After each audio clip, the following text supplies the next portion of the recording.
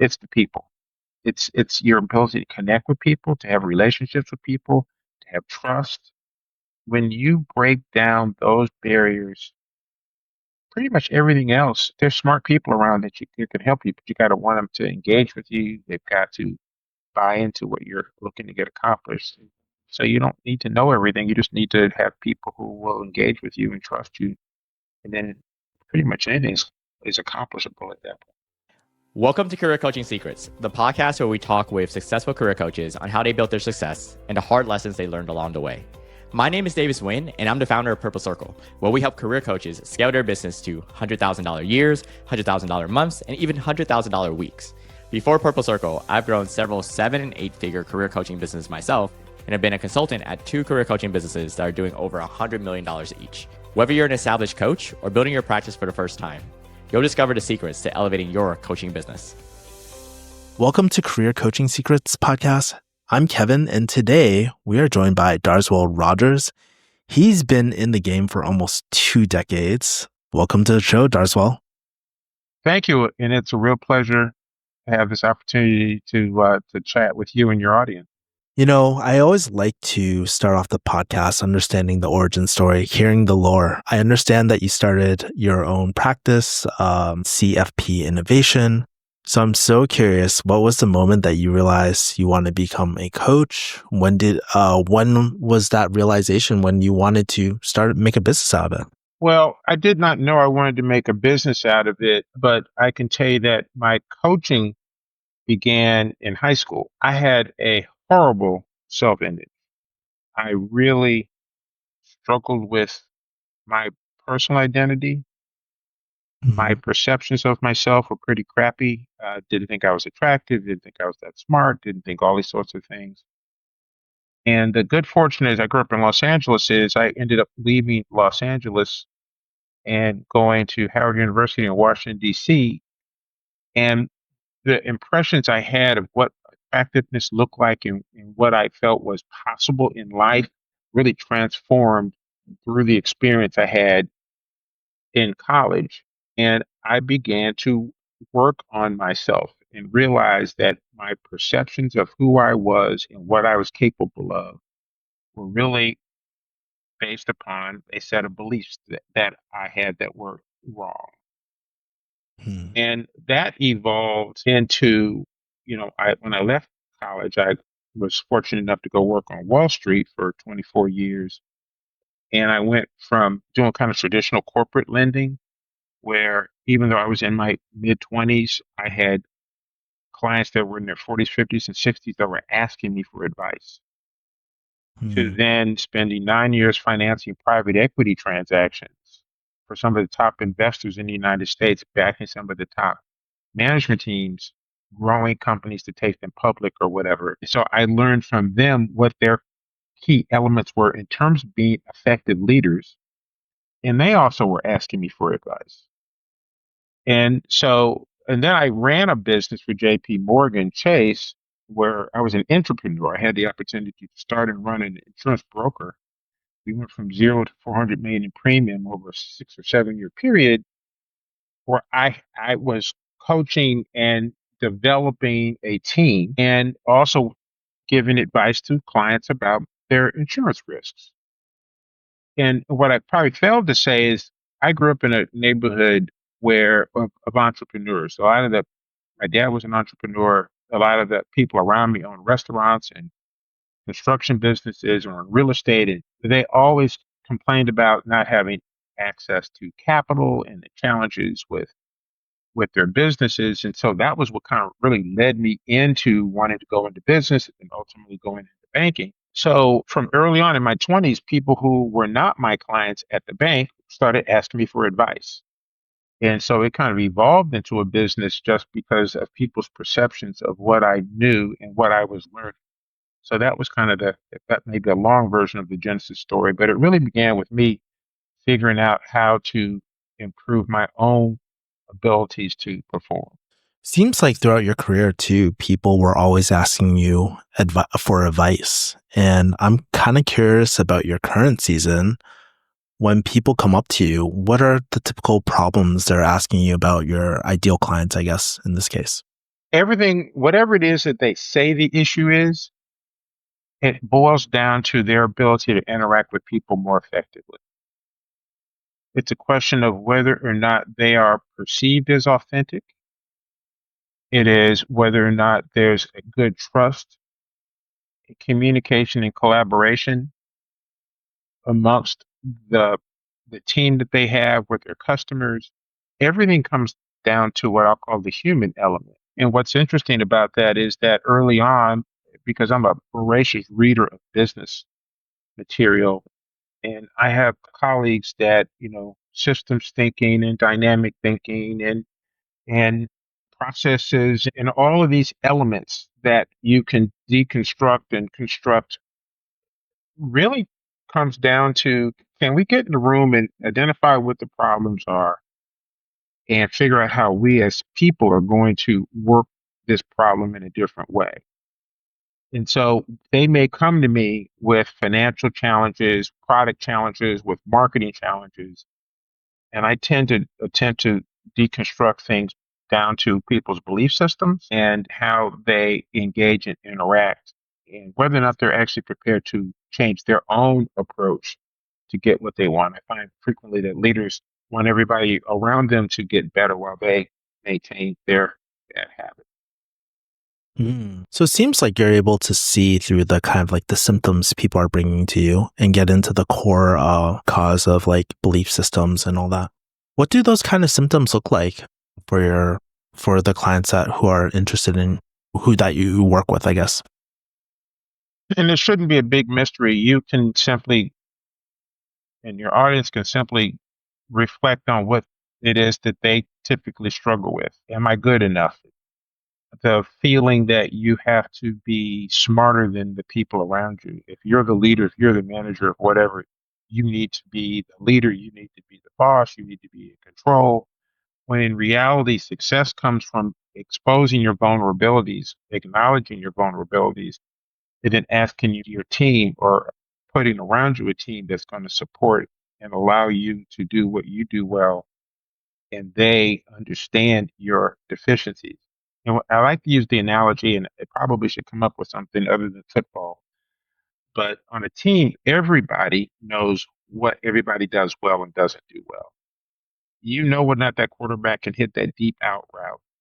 You know whether or not that defensive back is going to come and sacrifice his body on that sweep to take out those linemen so somebody else can get the ball carrier.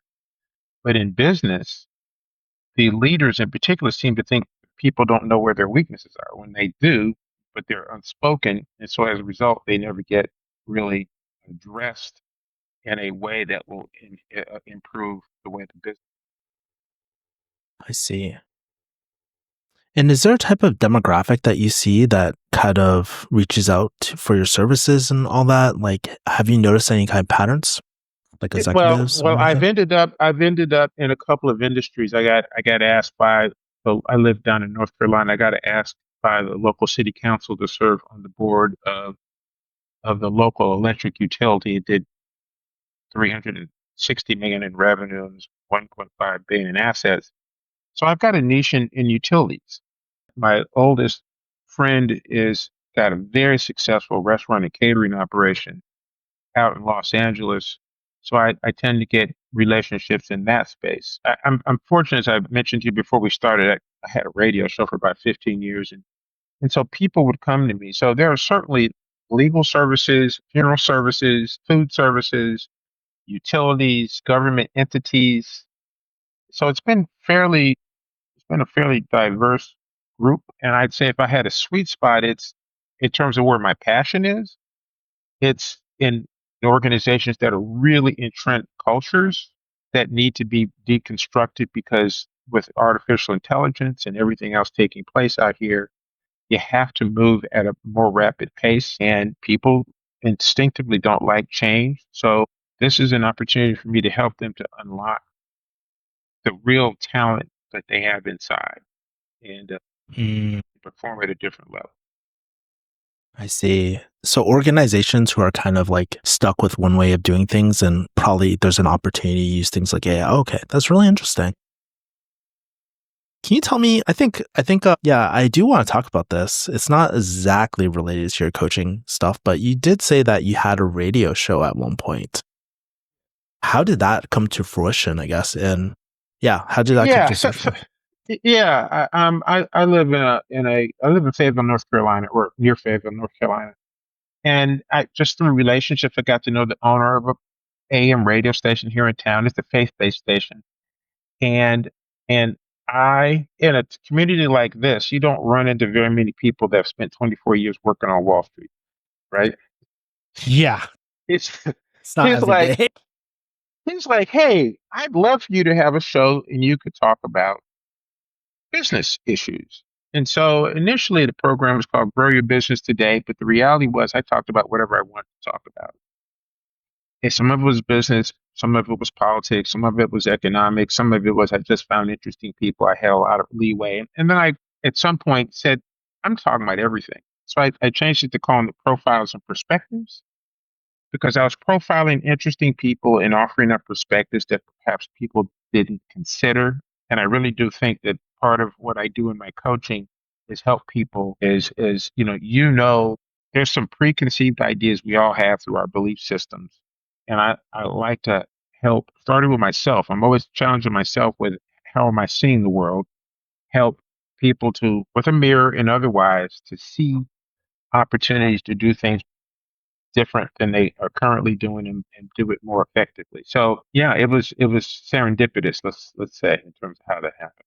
I guess as you're growing your business too, I'm not sure the timeline exactly with your radio show, but did you get any business through your radio show and all that, like local business, I guess, in town? Yeah, I think that a good chunk.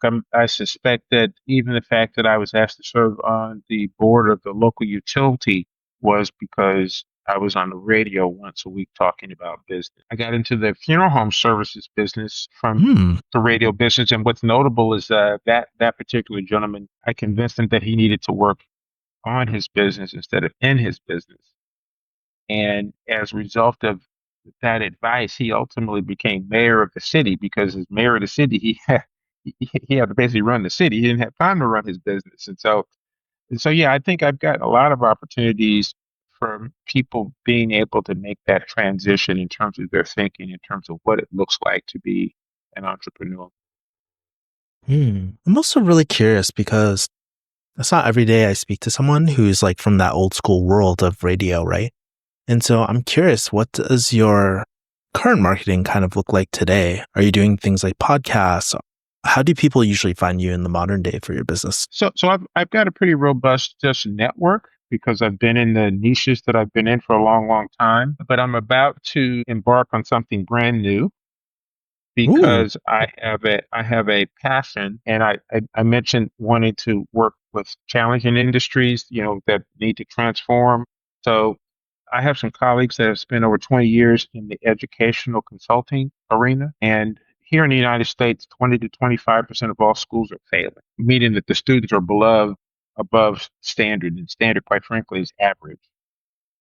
And so I've spent a fair amount of time analyzing why is it that schools tend to go up and down, and they tend to all be personality oriented. You'll have a great teacher, and that teacher inspires students, and then it does great. But when that teacher moves on, the performance of that class declines. Same thing with a principal, and same thing with a superintendent.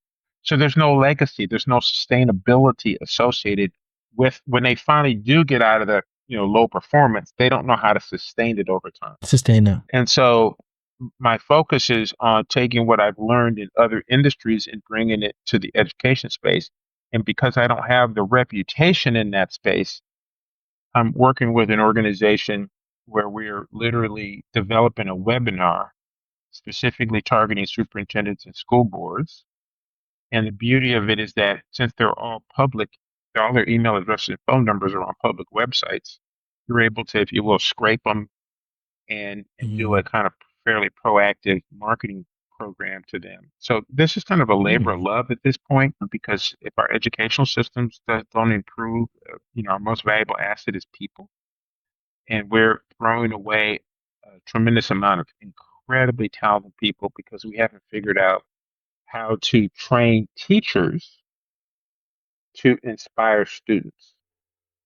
One thing I like about your story, what I'm seeing so far, is that you're I like this kind of old school approach of relationships and all that. Like, I feel like it's kind of lost because most new coaches, I'm not sure if you're doing any content marketing on LinkedIn or anything like that, but I feel like my generation tends to lean toward that. But you're like on the other end of like actually going into these communities and like really building these relationships and working, doing the inner work. I was reading your whole profile before this, and I saw that you're in NLP, and a lot of your work reminds me of the psychocybernetics type of stuff that I read in Max Maltz's, like Dr. Max Maltz, I think that's his name, book and stuff like that as well. With that being said, do you like, other than kind of like network and referrals, are there any other types of marketing that you're kind of doing right now? Other than the one that I've just mentioned to you, no, really not. I have a decent network, obviously looking for new opportunities to do new things. You've called me or my approach old school more than once, so I appreciate the generational, I appreciate the generational gap between you and me. And having said that, you can go on YouTube and see plenty of interviews that I've done. I tend to post them on LinkedIn. I posted them on Facebook. I haven't done as many in the last 7 or 8 months because of this focus around wanting to get education kind of up and running. But I'm a big believer in technology. What I would say about the new generation and Yes. where am steeped in, and the best piece of advice that I can offer is it's all about the people. It Mm, always comes back to the people. If I don't care what the tech is doing, if there's a human being involved, they can screw it up or they can make it work better. I don't live far from North Carolina State University, which is one of the big engineering schools in the United States. And they have these events where all these emerging companies with these engineers, and they'll have, I forget, showcases. That's not the right term. They call them something else. But they'll have them once a quarter or so, and I'll go in and I'll go around to all the table and talk to them, and they'll tell me how their widget, I'm going to call that just because there's a bunch of different things, how this will transform an organization or a business, make it improve it. Boom, boom, boom. They'll go through all of these examples of what it could do, and then I ask them one question. I said, "So how's the implementation going inside the company that you're dealing with?" And they roll their eyes and they say, "Oh my God, it is. Oh, the implementation. Oh, it's brutal. Oh." And it's because they're asking people to do something new, and they did not soften up the ground by defining the fact that this new reality, why should I care as an employee, as a person? I don't want to change. Why should I change? What's in it for me? Those are the fundamental questions that people ask anytime there's a new idea. Is this relevant? This is the fad. If I ignore it, I'll let somebody else determine whether that's good. And then if it is, well, then maybe I'll change. And leadership tends to think that you can just announce a new initiative, impose it on people, and they're going to accept it. And they don't. And they will find all kinds of ways, standard bell shaped curve, early adopters, early ambassadors, early adopters late, and then the saboteurs on the backside. You can't violate that curve with people. So I don't care how mm, good the tech is. I don't care how cool it is. If you haven't connected with people at a human level, you're going to really struggle in terms of getting accomplished what you want. And that translates into the leadership being vulnerable and asking for assistance, asking for help, saying, explaining why this is critical to the success of the business and for the people to have some sort of stake in the success of it. It's really quite mm. simple, and it's human nature, and it hasn't changed in millennia. That's just the way we are. That's just the people function and think. Yeah, you bring up a really good point of like different types of leadership of like people just like the authoritarian type of leadership where they just bark orders at you. And I've even noticed even in my corporate career at one point where the ego just triggers in people and they do the exact opposite, which is really interesting as well. And so it sounds like you work with obviously individuals. It sounds like you work with these organizations. And so I'm very curious, as you are creating these transformations, what do your different coaching modalities look like? It sounds like it might be a bit of one-on-one, but I know other coaches have done like group coaching and stuff. What do your different coaching modalities look like, I guess? I've developed a program which is a basic outline for coaching, and I call it a leading in an uncertain world. And we start with giving people owner's manual. Now, when you've got your iPhone, when you got your car, it came with a manual that told you how to operate it. But as humans, we don't come with an operating manual. And so I provide for everyone a skeletal owner's manual. And you would come on and say, okay, this owner's manual belongs to Kevin Yee, right? And then we go through a process of deconstructing who you are. So we use a lot of peer-reviewed research that we simplify so that you can begin to understand the fact that first and foremost, everybody has the ability to learn new things, that conventional wisdom is wrong, i.e., there was a point in time before 1954 that the expert said that a human being could not run the mile in less than 4 minutes, said it was physiologically impossible. And 2,200 people now have done it under 4 minutes, right? So, so we combine a lot of introspective understanding of who you are, what your belief system is. I got a master's in Christian leadership, not so much from the point of view of wanting to promote Christianity, but wanting to understand belief systems, right? And so, what is your belief system?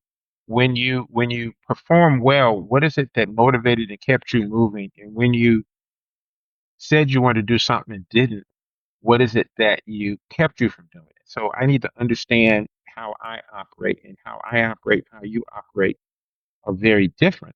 So you think about neuroscience. You talked about modalities. What I guess I would say is that the core of what I do is is very introspective. I want you to understand yourself, and then I want you to be sufficiently comfortable that you can expose your vulnerabilities to your team, and then there will open up their vulnerabilities to you. So we use a lot of emotion. We use best in class emotional intelligence assessments. We use best in class behavioral and motivation assessments. We use systems, all of those systems thinking, a lot of different elements.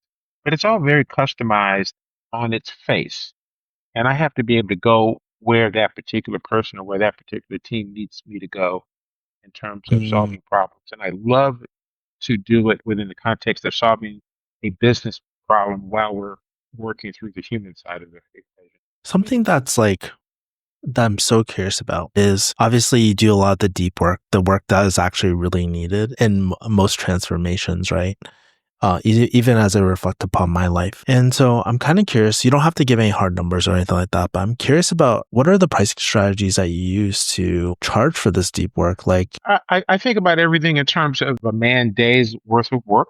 And I also operate with a basic philosophy for third, a third, a third. A third needs to go for the person who's actually doing the work. A third needs to go for overhead, and a third needs to be for profit and taxes.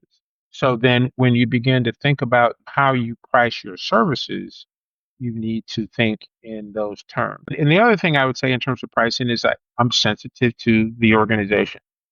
Larger organizations, I've got two or three tiers based upon who I'm interfacing with, because I do love entrepreneurs. I do love people who are kind of on the front end. And I tend to do stuff that's more customized versus volume oriented, right? So, mm, and I have a team that it's a loose team. We're not, uh, aligned around, we're not aligned, kind of an ongoing basis with just a bunch of academics and business people and educators that come together.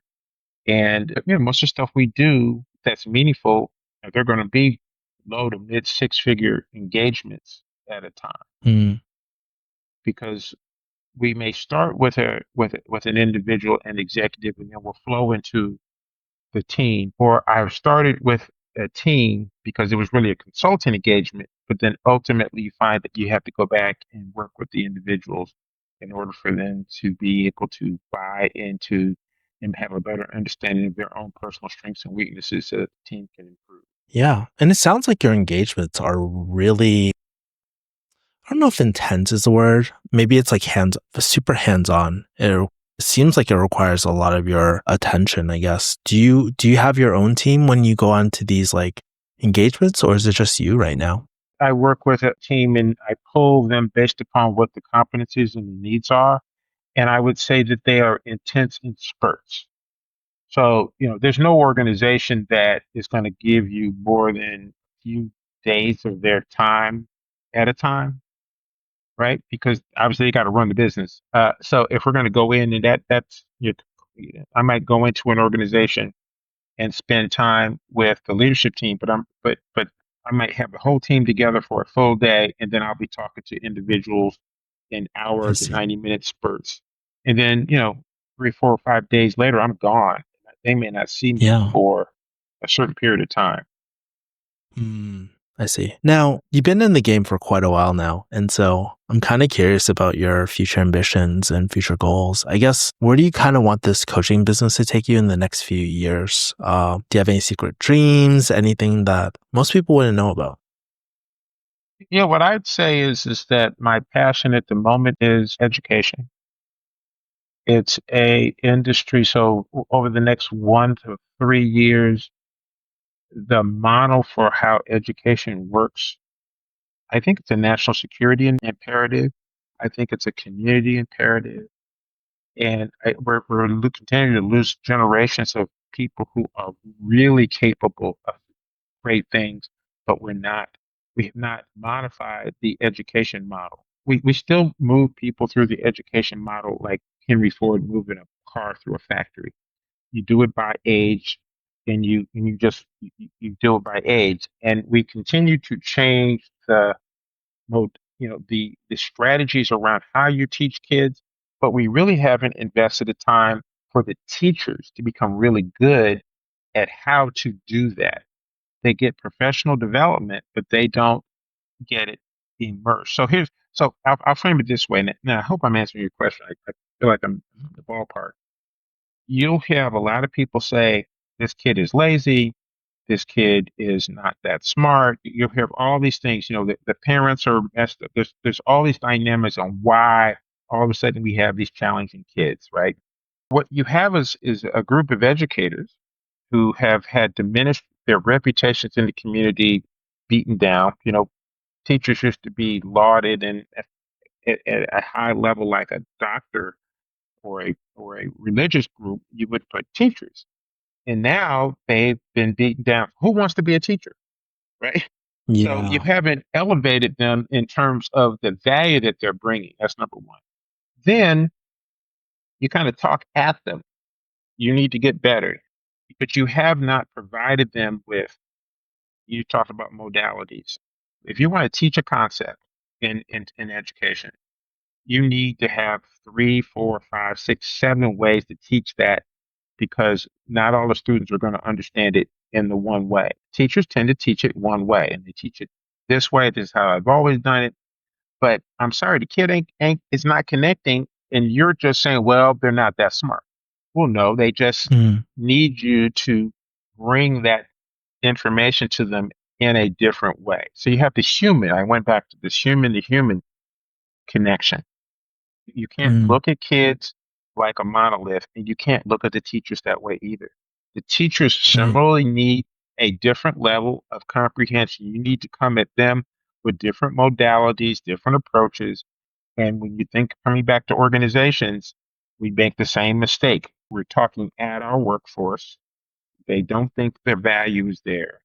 You have to engage people as people, and then the tech or the challenges or the obstacles or the opportunities unfold in a very different way when we get back to the human side of things. And all this tech and all the social media is actually diminishing the capacity for us to outperform. So I mm, tell people all the time, if there's no company out here that's large that if you can get to the human element, you can outperform mm. them because they're they're Yeah. they're they're stuck in an old model. And I know you have this vision of like changing education and Thank you for educating me about like the dynamics of teaching and all that, because I never really thought about this ever actually in my life, not until you brought that up. And so I guess like as you are working toward this vision, are there any challenges that you're noticing on your end or bottlenecks as you're trying to go to this vision at the moment? There's some huge challenges. The first one is that I'm coming from a business orientation, and the education system does not appreciate attempting to apply business ideas to the education system. Really? They're yeah, they don't view it as a business. So I have some colleagues that have been 20-year educational consultants. Okay. You really don't succeed by walking into any organization and saying you guys are doing it wrong. And it's not that they're doing it wrong per se. In terms of they know, let's say it differently, they know what they want. They're real clear that they want all these kids educated. The process of creating accountability throughout an education system is very distorted compared to a typical company. So I'll frame this. You have a school board, it's publicly elected. So you can Mhm. have a completely different board of directors every 2 years or every whatever. You could have a complete change in philosophy. Superintendents run on 3 or 4 year contracts, and they can be fired at any point in those contracts. So you don't have necessarily continuity at the top. The average superintendent in the United States, they stay in a job less than 3 years. So what sort of business can have a board that shifts and a senior leader who shifts that frequently and expect it to be high performing? That's not particularly rational to think that that would happen. So what we want to do is to bring we call it a legacy sustainability success model. We want to bring a model that when they begin to do something well, how do we lock that in, regardless of who's on the Mhm. board and regardless of who the superintendent is? Let's lock that into the culture. And then let's Mhm. share that insight across the school system. So most school systems have high performing schools and low performing schools, but they don't tend to talk Mhm. to each other. The high performers, they say, well, that's the rich neighborhood, that's the engaged parent group, and this one is in a low neighborhood in the low parent group. That's why they both fail. Well, that's not true because there's Mhm. plenty of low income communities that have high performing schools. So what are they doing differently? And then how do we lock it in Mhm. where it's not tied to the principal, it's not tied to the teacher, it's not tied to the superintendent. It's in the belief system, it's in the culture, it's in the mindset of those people. And so I've spent time looking at these schools that perform well in those environments. There's commonalities that they bring. And so we want to focus on the sustainability success. I'm not walking through the door telling the superintendent or board, you don't know what you're doing at all. I'm going to say, you did great here. How do we expand it? How do we broaden it? How do we codify it into the way that you do business? And there's a bunch of strategies that Mhm. I know we're not going to cover today that can get us there. That Yeah, would it's take like really a little interesting longer. because you mentioned this like education aspect. I can tell you are so passionate about it, and it's more like a labor of love. And so I think those were the words that you used. But I'm kind of curious, how are you approaching like, are you balancing the business side and this like labor of love at the same time? I'm like really curious. Are you hiring more people? Are you like, how do you allocate your time, I guess, and resources? Well, I don't have to think about all this at the same time, right? So let's just say that I play in my niche, which is the conceptual niche. It's the development of new concepts and ideas niche. And again, when you go into a client, I'm not spending, if I'm in there 3 or 4 days at a time, that's all I'm doing. Coaching is different. Obviously, coaching, I may see somebody every week, but I've got some very capable, bright colleagues, and we're a senior group, and it would be kind of cool to have some, if you will, some younger people in there. But at the moment, That's not what the team looks like. I see. Yeah, because I'm always really curious because I notice this with YouTubers a lot of times, right? Where they have like a topic that kind of maybe pays a bill. It's like tangential, right? They have a topic that they feel really passionate about, yet there's a certain topic that pays the bills and stuff. And I'm always kind of wondering, how do you balance like the business needs and also like what fuels you too? And ideally, there they're like the same thing, but I think for brief moments, sometimes they're separated at times. So that's why I'm kind of curious about like, how are you balancing everything, that ecosystem, I guess, in your mind. I do want to move on to another segment. I would love to play a game with you. It's called Good Investment, Bad Investment. So I'm very curious about the best thing you spent money on for your coaching business and the worst thing that you kind of wish you got your money back from. It could be coaching, it could be training, team members, advertisement, masterminds, anything. But I'm curious about your best investment, worst investment. That's an interesting question. Best investment in my coaching business, without a doubt, I suspect, is deciding that I needed to be more authentic, that I needed to work on me I talked about the owner's manual.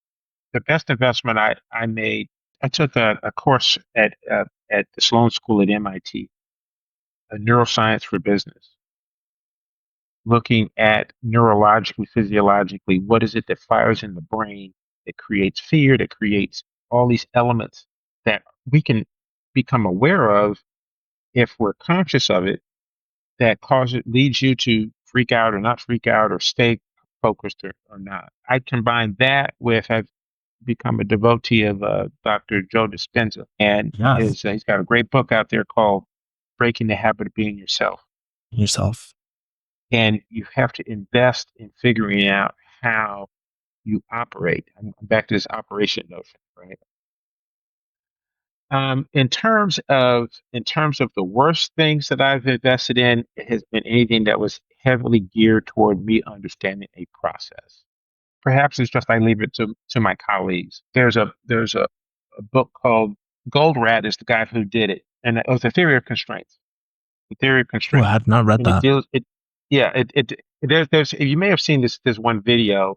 Well, the theory of constraints deals with manufacturing, where you have a constraint in the plant that keeps the flow of product um, from. It's a bottleneck.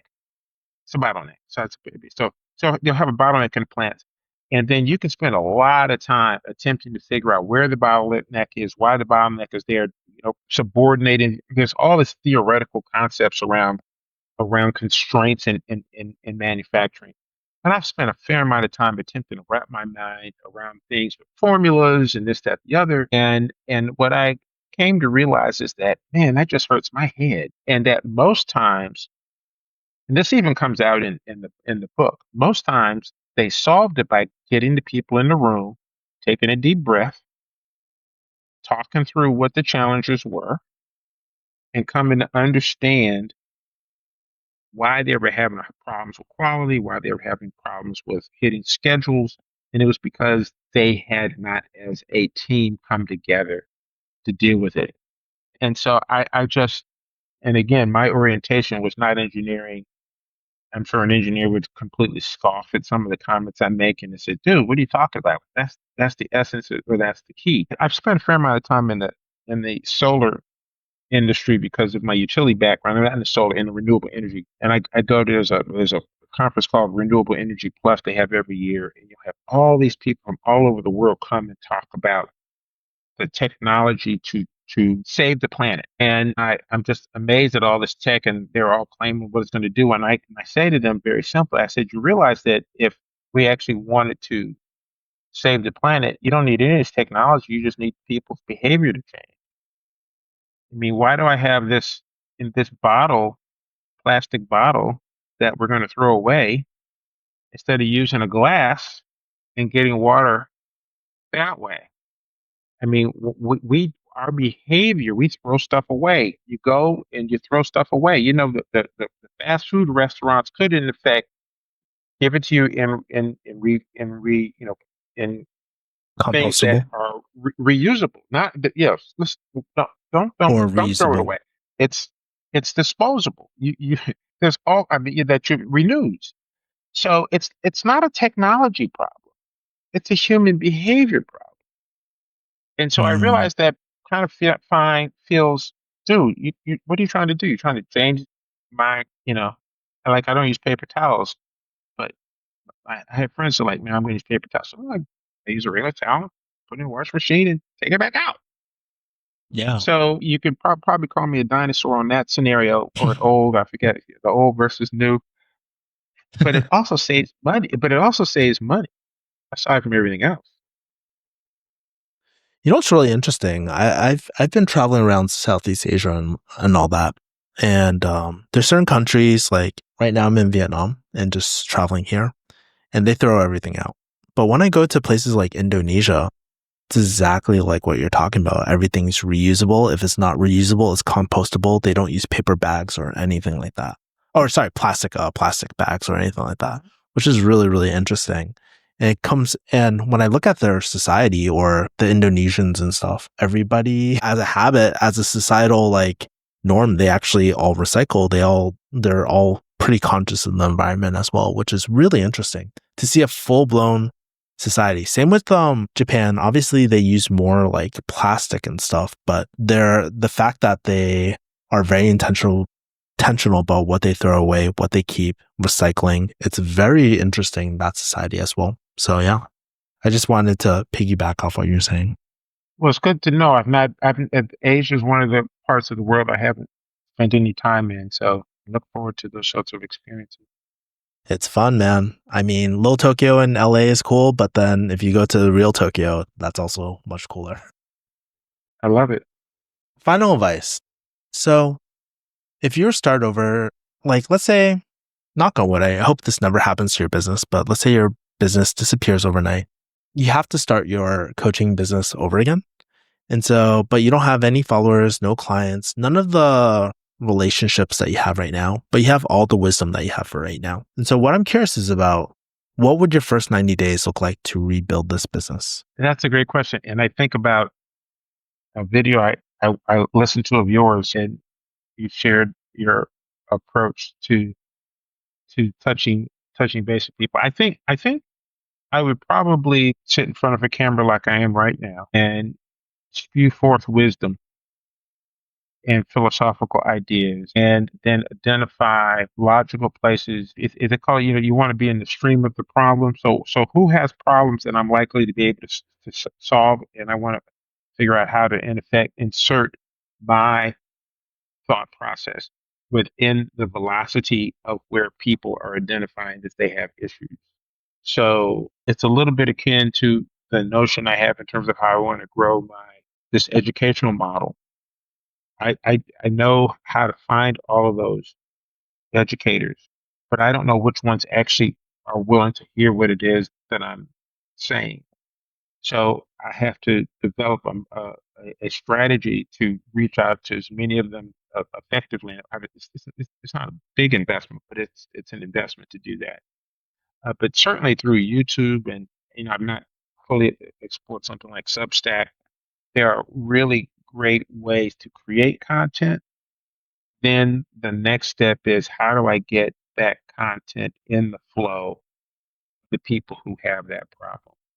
And that would be literally the strategy is to find that niche. And I want it to be an inch wide and a mile deep.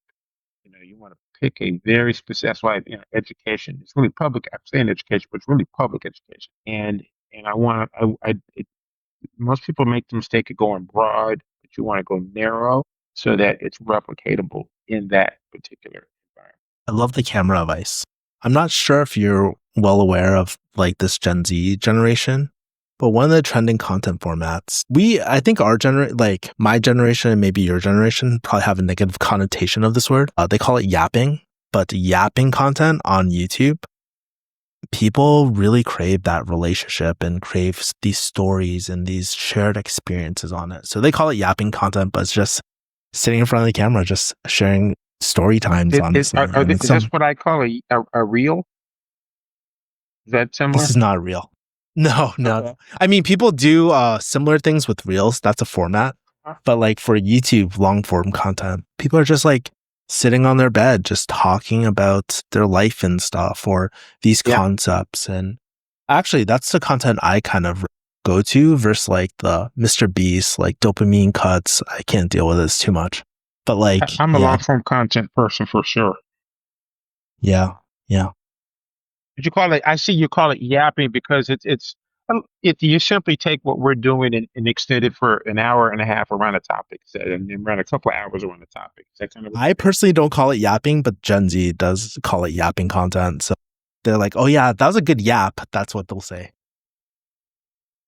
Wow. But yeah, my point is that content of like just sharing your experiences and these thoughts that you have, very, very powerful stuff. And it's actually trending quite a bit on YouTube. So yeah. Darsweil, how can people find you and connect with you?